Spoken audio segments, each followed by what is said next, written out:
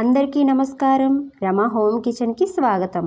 వరలక్ష్మి వ్రతం రోజు అమ్మవారికి నైవేద్యంగా పెట్టే ప్రసాదాలు కూడా ప్రత్యేకంగానే ఉండాలి కదండి. అందుకే ఈరోజు చాలా తక్కువ సమయంలో ఎలాంటి హడావడి లేకుండా చేసుకోగల 5 రకాల ప్రసాదాలను మీకోసం తీసుకొచ్చాను. చాలా సింపుల్గా ఉంటాయి, రుచిగా కూడా ఉంటాయి. వ్రతం రోజు తప్పకుండా ట్రై చేసి చూడండి. మరి మన ఫస్ట్ ప్రసాదం ఏంటో ఇప్పుడు చూద్దాం రండి. బూరెల కోసం ప్రిపరేషన్ పూజ ముందు రోజు నైటే చేసుకోవాలి. ముందుగా 1 కప్పు మినపప్పు, 1.5 కప్పుల రేషన్ బియ్యం తీసుకోవాలి. బియ్యం కొంచెం ఎక్కువ కావాలంటే 2 కప్పులు కూడా తీసుకోవచ్చు. కావాలంటే ఉదయం కూడా బూరెలు చేసుకోవడానికి కనీసం 3-4 గంటల ముందు నానబెట్టుకోవాలి. అలాగే 1 కప్పు శనగపప్పును కూడా బాగా కడిగి నీళ్లు పోసి ముందు రోజు రాత్రి నానబెట్టి ఉంచుకోవాలి. ఇలా ముందు రోజే ప్రిపరేషన్ చేసుకుంటే వ్రతం రోజు బూరెలు చేయడం చాలా ఈజీగా ఉంటుంది. ఇప్పుడు నానబెట్టిన మినపప్పు బియ్యాన్ని మిక్సీలో వేసుకొని మెత్తగా గ్రైండ్ చేసుకోవాలి. ఇక్కడ ఒక ముఖ్యమైన విషయం, మిక్సీ పట్టేటప్పుడు నీళ్లు ఒకేసారి ఎక్కువగా పోయకండి. కొద్దిగా నీళ్ళు యాడ్ చేసుకుంటూ మధ్య మధ్యలో కన్సిస్టెన్సీ చూసుకుంటూ గ్రైండ్ చేసుకోవాలి. మరీ లూజ్గా కాకుండా మరీ టైట్గా కాకుండా మనకు కావలసిన కన్సిస్టెన్సీ వచ్చేలా నీళ్లు అడ్జస్ట్ చేసుకుంటూ మెత్తగా గ్రైండ్ చేసుకోవాలి. ఇలా గ్రైండ్ చేసుకున్న పిండిని ఒక బౌల్లోకి తీసుకొని 1 నుంచి 2 గంటలు రెస్ట్ ఇస్తే పిండి బాగా వస్తుంది. ఇప్పుడు నానబెట్టిన శనగపప్పులో సరిపడంత వాటర్ యాడ్ చేసుకొని కుక్కర్లో వేసుకోవాలి. ఇందులో కొద్దిగా సాల్ట్ యాడ్ చేసుకొని సుమారు 5 విజిల్స్ వచ్చే వరకు ఉడికించుకోవాలి. ఉడికిన తర్వాత శనగపప్పులో ఉన్న నీటిని వడకట్టుకోవాలి. అయితే ఆ నీటిని మాత్రం వేస్ట్ చేయవలసిన అవసరం లేదు. ఇప్పుడు శనగపప్పు బాగా మెత్తగా ఉడికిపోయింది కాబట్టి గరిటెతో లేదా పప్పు గుత్తుతో నెమ్మదిగా మెత్తగా మ్యాష్ చేసుకుంటే సరిపోతుంది. లేదంటే మిక్సీలో కూడా ఒకసారి గ్రైండ్ చేసుకోవచ్చు. ఈ వీడియో నచ్చితే లైక్ చేసి సబ్స్క్రైబ్ చేసుకోవడం మాత్రం మర్చిపోవద్దు. ఇప్పుడు ఒక పాన్ పెట్టుకొని 1 కప్పు శనగపప్పు తీసుకున్నాం కాబట్టి దానికి 1 కప్ బెల్లం తీసుకుంటే సరిపోతుంది. మరీ స్వీట్గా కావాలనుకుంటే కొంచెం ఎక్కువ కూడా యాడ్ చేసుకోవచ్చు. బెల్లంలో నీళ్ళు ఏమీ పోయకుండా కొద్దిగా లూజ్ అయ్యేంత వరకు మాత్రమే కరిగించుకోవాలి. ఇప్పుడు మనం ముందే ఉడికించి మెత్తగా చేసుకున్న శనగపప్పును వేసుకొని బాగా కలుపుకోవాలి. మీడియం ఫ్లేమ్లోనే ఉంచి నిరంతరం కలుపుతూ ఉండాలి, లేదంటే అడుగు పట్టే అవకాశం ఉంటుంది.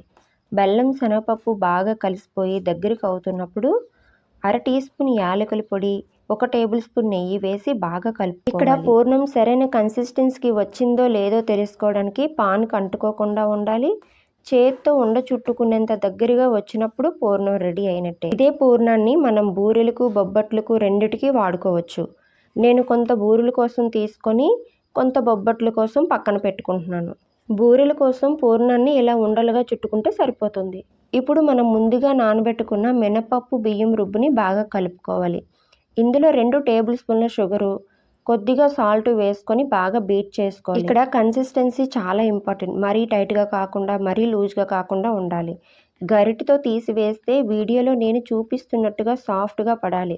అప్పుడే బూరెలకు పర్ఫెక్ట్ కోటింగ్ వస్తుంది. డీప్ ఫ్రైకి సరిపడా ఆయిల్ వేసుకొని వేడి చేసుకోవాలి. ఆయిల్ వేడెక్కిందో లేదో తెలుసుకోవడానికి కొద్దిగా పిండి వేసి చూస్తే అది పైకి వస్తే కరెక్ట్గా వేడెక్కినట్టే. ఇప్పుడు మనం రెడీ చేసుకున్న పూర్ణం ఉండలను ఒక్కొక్కటిగా పిండిలో వేసుకోవాలి.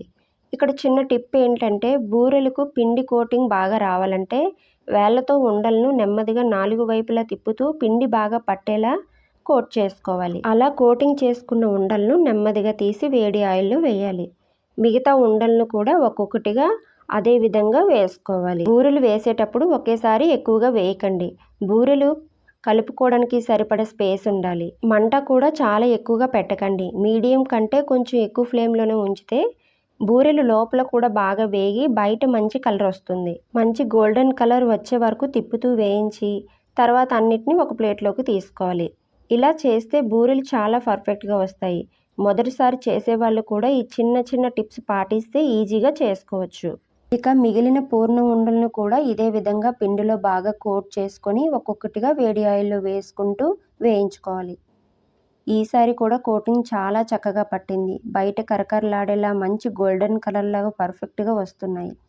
ఇలా మిగిలిన బూరెలన్నిటినీ కూడా వేయించుకుంటే మన అమ్మవారికి నైవేద్యానికి ఎంతో చక్కగా సిద్ధమైపోతాయి. చూడండి మన పూర్ణం బూరెలు ఎంత చక్కగా క్రిస్పీగా వచ్చాయో.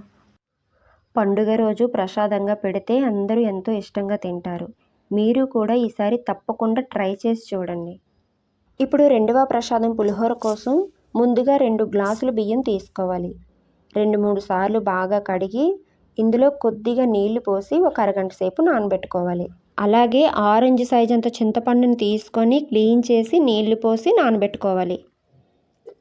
ఇప్పుడు నానబెట్టుకున్న బియ్యంలో 2 గ్లాసుల బియ్యానికి 3.5 గ్లాసులు నీళ్లు వేసుకోవాలి. ఇలా నీళ్లు వేసుకున్న తర్వాత ఈ బియ్యాన్ని కుక్కర్లో వేసుకొని ఇందులో 1 టేబుల్ స్పూన్ నూనె, 1 టేబుల్ స్పూన్ ఉప్పు వేసుకోవాలి.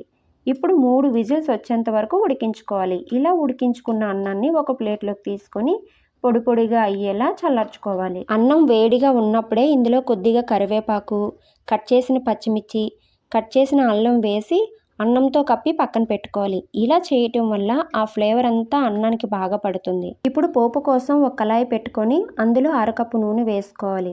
నూనె వేడయ్యాక పల్లీలు వేసుకొని మీడియం ఫ్లేమ్లో బాగా వేయించుకోవాలి.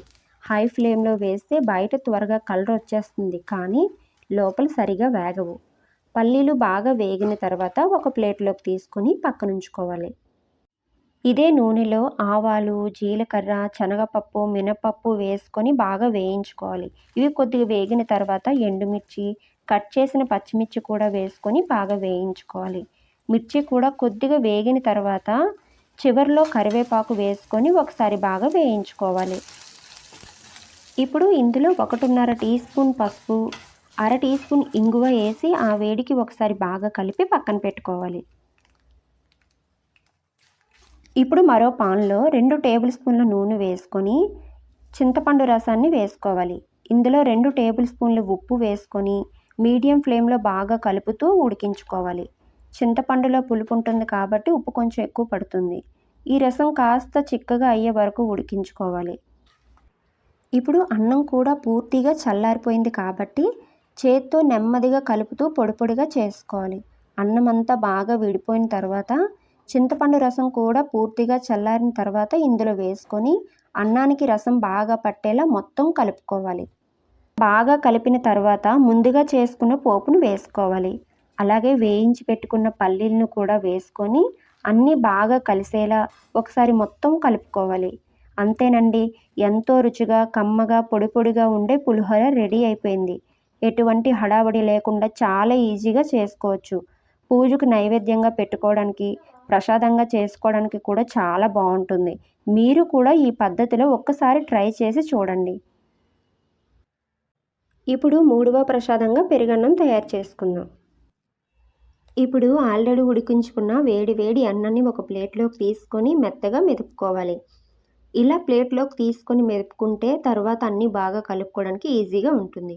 ఇప్పుడు ఇందులో 1 కప్పు చిక్కటి పెరుగు వేసుకొని బాగా కలుపుకోవాలి. తర్వాత ఇందులోకి 1 కప్పు ఆవు పాలు కూడా వేసుకొని బాగా కలుపుకోవాలి. ఇలా పాలు కలపడం వల్ల పెరుగన్నం చాలా క్రీమీగా మెత్తగా వస్తుంది. మీకు ఇంకా కొంచెం లూజ్గా కావాలంటే ఇంకొంచెం పెరుగు లేదా పాలు యాడ్ చేసుకోవచ్చు. రుచికి తగినంత ఉప్పు కూడా వేసుకొని మొత్తం బాగా కలుపుకోవాలి. ఇలా అన్నీ బాగా కలిపిన తర్వాత ఒక బౌల్లోకి తీసుకొని ఇప్పుడు దీనికి పోపు పెట్టుకుందాం. పోపు కోసం పాన్లో 3 టేబుల్ స్పూన్ల నూనె వేసుకొని ఆవాలు, జీలకర్ర, శనగపప్పు, మినపప్పు వేసుకోవాలి. ఇవి చిటపటలాడుతూ కొద్దిగా వేగిన తర్వాత 2 ఎండుమిర్చి, 5 వెల్లుల్లి రెబ్బలు వేసుకొని కొద్దిగా వేయించుకోవాలి. ఇవి కూడా కొద్దిగా వేగిన తర్వాత కరివేపాకు వేసుకొని మంచి సువాసన వచ్చేంత వరకు వేయించుకోవాలి. ఈ వేడి వేడి పోపును మనం తయారు చేసుకున్న పెరుగన్నంలో వేసుకొని ఒకసారి బాగా కలుపుకుంటే సరిపోతుంది. అంతే, ఎంతో మెత్తగా క్రీమీగా మంచి రుచితో పెరుగన్నం ప్రసాదం కూడా రెడీ అయిపోయింది. ఇప్పుడు బొబ్బట్ల పిండి కోసం ఒక బౌల్లో 1.5 కప్పు మైదా పిండిని ముందుగా జల్లించి తీసుకోవాలి. ఇందులో చిటికెడు ఉప్పు, చిటికెడు పసుపు, అలాగే 1.5 స్పూన్ ఉప్మా రవ్వ వేసుకోవాలి. ఇప్పుడు ఇందులో 2 టేబుల్ స్పూన్ల నూనె వేసుకొని పిండి మొత్తం బాగా కలిసేలా ఒకసారి కలుపుకోవాలి. ఇక్కడ మీరు కావాలంటే నూనెకు బదులుగా నెయ్యి కూడా వాడుకోవచ్చు. ఇప్పుడు కొద్ది కొద్దిగా నీళ్లు యాడ్ చేసుకుంటూ చపాతీ పిండిలా మెత్తగా కలుపుకోవాలి. చేతికి కానీ ప్లేట్కి కానీ అంటుకోకుండా ఉండడానికి కొద్దిగా ఆయిల్ వేసుకొని మరోసారి బాగా కలుపుకోవాలి. పిండి చపాతీ పిండి కంటే కొంచెం మెత్తగా ఉండేలా చూసుకోవాలి. ఇలా పిండిని బాగా కలుపుకున్న తర్వాత పైన కూడా కొద్దిగా ఆయిల్ రాసి మూత పెట్టి 2 గంటల పాటు రెస్ట్ ఇవ్వాలి. ఇలా రెస్ట్ ఇస్తే బొబ్బట్లు చేయడానికి పిండి చాలా సాఫ్ట్గా ఈజీగా ఉంటుంది. ఇప్పుడు మనం ముందుగా బూరెల కోసం తయారు చేసుకున్న పూర్ణంలో నుంచి మిగిలిన పూర్ణాన్ని తీసుకొని కొద్దిగా ఉండలుగా చుట్టుకొని పెట్టుకోవాలి. ఇప్పుడు ముందుగా నానబెట్టుకున్న బొబ్బట్ల పిండిని తీసుకొని పెద్ద నిమ్మకాయ సైజులో ఉండలా చుట్టుకోవాలి.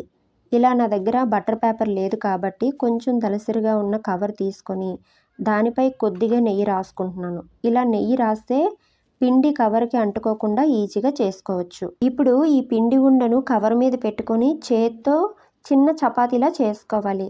మధ్యలో మనం ముందుగా చేసుకున్న పూర్ణం ఉండను పెట్టుకొని పిండి మొత్తం పూర్ణాన్ని కవర్ చేసేలా నెమ్మదిగా మూసుకోవాలి. బయటకు వచ్చిన ఎక్స్ట్రా పిండిని తీసేసి మిగిలిన పిండిలో కలిపేసుకోవచ్చు. దానిపైన కూడా కొద్దిగా నెయ్యి వేసుకొని చేత్తో కొద్దిగా చపాతీలాగా స్ప్రెడ్ చేసుకోవాలి. ఇప్పుడు దానిపైన మరో కవర్ పెట్టుకొని చేత్తో నెమ్మదిగా ప్రెస్ చేస్తూ రౌండ్ షేప్లోకి తీసుకురావాలి. ఇలా నెమ్మదిగా చుట్టూ ప్రెస్ చేసుకుంటూ ఉంటే చాలా ఈజీగా మంచి రౌండ్ షేప్లోకి వస్తుంది. పిండి పూర్ణం రెండూ సాఫ్ట్గా ఉండటం వల్ల చేత్తోనే చాలా ఈజీగా స్ప్రెడ్ చేసుకోవచ్చు. మరీ మందంగా కాకుండా మరీ పలుచగా కాకుండా మీడియం సైజులో చేసుకుంటే బొబ్బట్లు చాలా బాగా వస్తాయి. ఇలా రెడీ చేసుకున్న బొబ్బట్లను కొద్దిగా నెయ్యి రాసి పెట్టుకున్న ప్లేట్లోకి తీసుకొని పక్కన పెట్టుకోవాలి. ఇప్పుడు బొబ్బట్లను కాల్చుకుందాం. ముందుగా పాన్ పెట్టుకొని అందులో కొద్దిగా నెయ్యి వేసుకొని నెయ్యి వేడైన తర్వాత మనం పెట్టుకున్న బొబ్బట్ను కూడా వేసుకొని పైన కొద్దిగా నెయ్యి రాసుకోవాలి. బొబ్బట్లు చక్కగా సాఫ్ట్గా లోపల కూడా బాగా ఉడుకుతూ రావాలంటే మీడియం ఫ్లేమ్లోనే కాల్చుకోవాలి. హై ఫ్లేమ్లో పెడితే బయట త్వరగా కలర్ వచ్చేస్తుంది కానీ లోపల సరిగా ఉడకవు. ఒకవైపు కొద్దిగా కాలిన తర్వాత నెమ్మదిగా మరోవైపు తిప్పుకొని పైన మళ్ళీ కొద్దిగా నెయ్యి రాసుకోవాలి. ఇలా రెండు వైపులా నెయ్యి వేసుకుంటూ మధ్య మధ్యలో టర్న్ చేస్తూ కాల్చుకోవాలి. ఇప్పుడు అట్ల పుల్లతో నెమ్మదిగా ప్రెస్ చేస్తూ ఉంటే బొబ్బట్లు చక్కగా పొంగుతూ వస్తుంది. ఇలా ప్రెస్ చేస్తూ రెండు వైపులా మంచి కలర్ వచ్చే వరకు కాల్చుకుంటే బొబ్బట్లు చాలా సాఫ్ట్గా చక్కగా పొంగి వస్తాయి. ఇలా కాల్చుకున్న బొబ్బట్లను ఒక ప్లేట్లోకి తీసుకోవాలి. మిగతా బొబ్బట్లను కూడా ఇదే విధంగా రెండు వైపులా కొద్దిగా నెయ్యి వేసుకుంటూ మీడియం ఫ్లేమ్లో చక్కగా కాల్చుకోవాలి. ఇలా ఒక్కొక్కటిగా కాల్చుకుంటే మన బొబ్బట్లన్నీ పర్ఫెక్ట్గా రెడీ అయిపోయాయి. ఇలా ఒకేసారి పూర్ణం తయారు చేసుకొని దాంతో బూరెలు బొబ్బట్లు రెండు చేసుకోవచ్చు. దీనివల్ల టైం కూడా సేవ్ అవుతుంది. పెద్దగా హడావడి లేకుండా రెండు ప్రసాదాలు కూడా ఈజీగా రెడీగా చేసుకోవచ్చు. ఇప్పుడు అమ్మవారికి ఎంతో ఇష్టమైన కొమ్ము శనగల ప్రసాదం తయారు చేసుకుందాం. దీనికోసం ముందు రోజు రాత్రే కొమ్ము శనగలను నానబెట్టుకోవాలి. నేను ఇక్కడ పూజకి ప్రసాదానికి రెండిటికి కలిపి ఒకేసారి నానబెట్టుకున్నాను. ఒక బౌల్లో 2 కప్పుల కొమ్ము శనగలు తీసుకొని అవి బాగా మునిగేంత నీళ్లు పోసి రాత్రంతా నానబెట్టుకోవాలి. ఇప్పుడు నానబెట్టుకున్న కొమ్ము శనగల్లో సగం పూజ కోసం పక్కన తీసి పెట్టుకొని మిగిలిన సగాన్ని ప్రసాదం కోసం ఉపయోగించుకుందాం. ఈ మిగిలిన కొమ్ము శనగలను కుక్కర్లో వేసుకొని అవసరానికి సరిపడా నీళ్ళు యాడ్ చేసుకోవాలి. ఇలా కొద్దిగా ఉప్పు కూడా వేసుకొని మూత పెట్టి 3 నుంచి 4 విజిల్స్ వచ్చేంత వరకు బాగా ఉడికించుకోవాలి.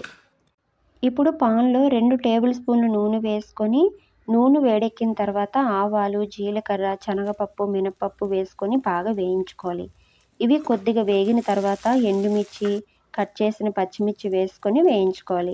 ఇవన్నీ కొద్దిగా వేగిన తర్వాత కరివేపాకు వేసుకొని మంచి సువాసన వచ్చేలా వేయించుకోవాలి.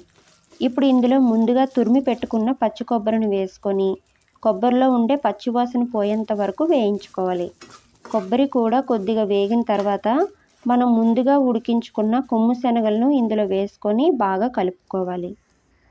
రుచికి తగినంత ఉప్పు కూడా వేసుకొని అన్నీ బాగా కలిసేలా ఒకసారి కలుపుకుంటే చాలు. అంతే, అమ్మవారికి ఎంతో ఇష్టమైన కొమ్ము శనగల ప్రసాదం కూడా ఎంతో సింపుల్గా రుచిగా రెడీ అయిపోయింది. ఇలా పండగ రోజు పూజకు కావలసిన ప్రసాదాలు ముందుగానే ప్లాన్ చేసుకుంటే ఎలాంటి హడావడి లేకుండా ఇంట్లోనే సులభంగా తయారు చేసుకోవచ్చు. మీరు కూడా ఈ ప్రసాదాలన్నిటినీ ఒక్కసారి ఇంట్లో ట్రై చేసి అమ్మవారికి నైవేద్యంగా పెట్టండి. ఇలాంటి మరిన్ని పండగ స్పెషల్ రెసిపీస్ కోసం మా ఛానల్ని సబ్స్క్రైబ్ చేసుకోండి.